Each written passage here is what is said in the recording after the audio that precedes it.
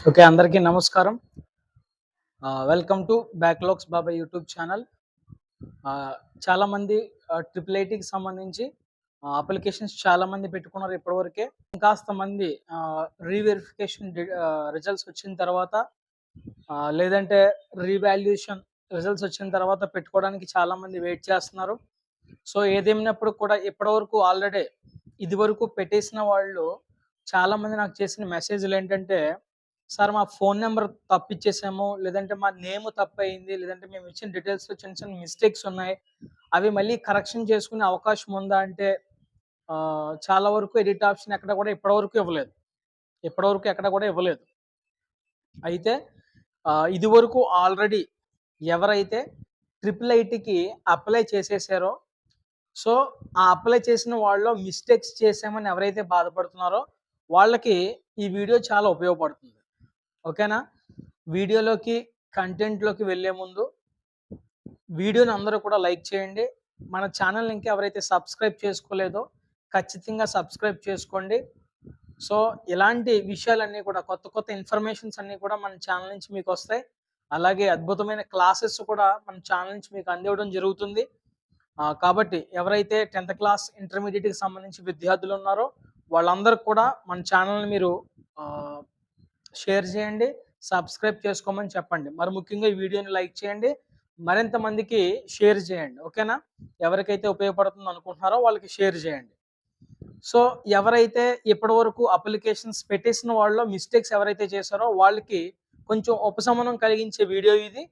ఆహ్, అంటే ఎలాగ మనం కరెక్షన్స్ చేసుకోవచ్చు. ఫోను నంబర్ తప్పు పెట్టేసాం. సో, మనం ఎలా కరెక్షన్ చేసుకోవాలి? లేదా మన నేమో లేదంటే ఏదైనా డీటెయిల్సో తప్పిచ్చేసాం. సో, ఇప్పుడు మనం దాన్ని ఎలా కరెక్ట్ చేయాలి? సో, కరెక్ట్ చేయడానికి ఒక ఛాన్స్ ఒకటుంది. ఒక వే ఉంది. అదేంటంటే,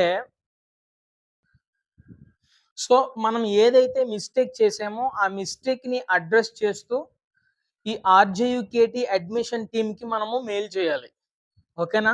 అయితే ఒక విషయం జాగ్రత్తగా గుర్తుపెట్టుకోండి. మనం ఏదైనా కరెక్షన్స్ చేయాలి అనంటే ఇదివరకు మీరు అప్లికేషన్ ఆల్రెడీ ఫిల్ చేసి ఉంటారు కదా! ఆ ఫిల్ చేసిన అప్లికేషన్‌లో జాగ్రత్తగా జాగ్రత్తగా వినాలి మీరు. ఆ ఫిల్ చేసిన అప్లికేషన్‌లో మీరు ఏదైతే ఈమెయిల్ ఇచ్చారో, ఆ ఈమెయిల్ నుండి మాత్రమే మీరు కంప్లెయింట్ రైజ్ చేయాలి. ఓకేనా? అదే కంప్లెయింట్ మీన్స్ మీరు మీ కరెక్షన్‌కి వాళ్ళకి అప్లై చేయాలి. ఓకేనా? జాగ్రత్తగా గుర్తుపెట్టుకోండి. మీరు ఏదైతే అప్లికేషన్ ఫార్మ్‌లో ఇదివరకు మీరు ఫిల్ చేసిన అప్లికేషన్ ఫార్మ్‌లో ఏదైతే ఈమెయిల్ ఐడీ ఇచ్చారో, ఆ ఐడీ నుంచి మాత్రమే మీరు ఆ కరెక్షన్‌కి అప్లై చేయాలి. ఓకేనా? ఫస్ట్ మీకు నేను మొత్తం స్క్రీన్ మీద డిస్‌ప్లే అవుతా ఉంటది. నేను చెప్పే ప్రాసెస్ అంతా కూడా మీరు యాజ్ ఇట్ ఈజ్ ఇలాగే చేయండి. ఒకవేళ ఎవరికైనా ఈ ప్రాసెస్ చేసే క్రమంలో మీకు తెలియకపోతే, డౌట్స్ ఉంటే కామెంట్ బాక్స్‌లో ఇమ్మీడియేట్‌గా మీరు కామెంట్ చేయండి. నేను ఖచ్చితంగా మీకు ప్రతి ఒక్కరికి కూడా రిప్లై ఇస్తాను. ఓకేనా? చూడండి మీకు స్క్రీన్ మీద కనిపిస్తుంది జాగ్రత్తగా అబ్జర్వ్ చేయండి. స్క్రీన్ మీద కనిపిస్తున్నటువంటి ఈమెయిల్ ఓకేనా? ఒకవేళ ఈ డీటెయిల్స్ అన్నీ కూడా యాజ్ ఇట్ ఈజ్ నేను స్క్రీన్ మీద ఏవైతే వేస్తున్నానో అవన్నీ కూడా మన వాట్సాప్ ఛానెల్‌లో కూడా నేను పెడతాను. సో, మీరు డైరెక్ట్‌గా అక్కడి నుంచి కాపీ చేసుకోవచ్చు అవసరమైతే. కాబట్టి మన వాట్సాప్ ఛానెల్‌లో మీరు ఇంకా జాయిన్ అవ్వకపోతే ఇమ్మీడియేట్‌గా జాయిన్ అవ్వండి. కామెంట్ బాక్స్‌లో లింక్ పిన్ చేస్తాను. ఓకేనా? ఓకే. చూడొచ్చు మీరిక్కడ ఒక ఈమెయిల్ ఐడీ ఇవ్వడం జరిగింది. అది ఆర్‌జేఈకేటీ అడ్మిషన్‌కి సంబంధించిన ఈమెయిల్. మీరు ఆ ఈమెయిల్‌కి పంపించాలన్నమాట. ఆ ఈమెయిల్ ఓపెన్ చేసిన తర్వాత మీరు జీమెయిల్ ఓపెన్ చేసిన తర్వాత మీకిక్కడ ఉంటది. సబ్జెక్ట్ తర్వాత కంపోజ్ అని ఉంటది. ఓకేనా? సబ్జెక్ట్ ఏం రాస్తారు? ఒకవేళ request for change of mobile number. ఒకవేళ మొబైల్ నంబర్ చేంజ్ చేయాలనుకుంటే request for change of mobile number అని పెడతారు. లేదా మీరు నేమే చేంజ్ చేయాలి. Request for correction are change of name. ఏదైనా కరెక్షన్ కోసం గాని, నేమ్ కోసం గాని అయితే మీరు సబ్జెక్ట్‌లో ఈ విధంగా రాయాలి. ఓకేనా? ఇప్పుడు కంపోజ్‌లో మనం ఏదైతే చేంజ్ చేయాలనుకుంటున్నామో అదంతా కూడా మీరు ఫిల్ చేయాలి. ఓకేనా? అది కూడా మీరు అక్కడ ఏం రాయాలి అనేది కూడా నేను ఆల్‌మోస్ట్ మన స్క్రీన్‌పై డిస్‌ప్లే చేస్తాను. సో, మీకు డిస్‌ప్లే అవుతుంది కదా! జాగ్రత్తగా చూడండి. ఇదే. ఓకేనా? ఓకే. మీరు జాగ్రత్తగా చూడొచ్చు. ఫర్ ఎగ్జాంపుల్ నాది మొబైల్ నంబరే తప్పొచ్చింది. నేను ముందు ఫిల్ చేసిన అప్లికేషన్ ఫార్మ్‌లో నా మొబైల్ నెంబర్ నేను తప్పిచ్చేసాను. సో, ఇప్పుడు నా మొబైల్ నెంబర్ చేంజ్ చేయడం కోసం నేను ఇప్పుడు వాళ్ళకి ఈమెయిల్ పెట్టాలి. సో, ఎలా పెట్టాలి? సబ్జెక్ట్‌లో రిక్వెస్ట్ ఫర్ చూడండి డిస్‌ప్లే అవుతుంది. Request for change of mobile number అని పెడతాం. పెట్టిన తర్వాత కంపోజ్‌లో dear admission team I am writing to request a change of mobile number in my RGUKT application.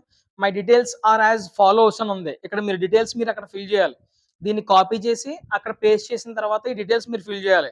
Me application number ఇదివరకు మీరు ఫిల్ చేశారు కదా అప్లికేషన్. ఆ అప్లికేషన్ నంబర్ ఫిల్ చేయాలి. సారీ ఇక్కడ రాయాలి. తర్వాత మీ name as per 10th class hall ticket పై ఎలా ఉందో అలాగే రాయాలి. తర్వాత ఓల్డ్ మొబైల్ నెంబర్ మీరు ఏదైతే ఇచ్చేసారో ముందు అప్లికేషన్‌లో ఆ నెంబర్ ఇవ్వాలి. సో, ఇప్పుడు ఏ నెంబర్ అయితే మార్చాలో అది న్యూ మొబైల్ నెంబర్ అని ఉంది చూసారా? అక్కడ మీ కొత్త మొబైల్ నెంబర్ ఇవ్వాలి. Okay. I kindly request you to update my mobile number in the system. Thank you for the assistance.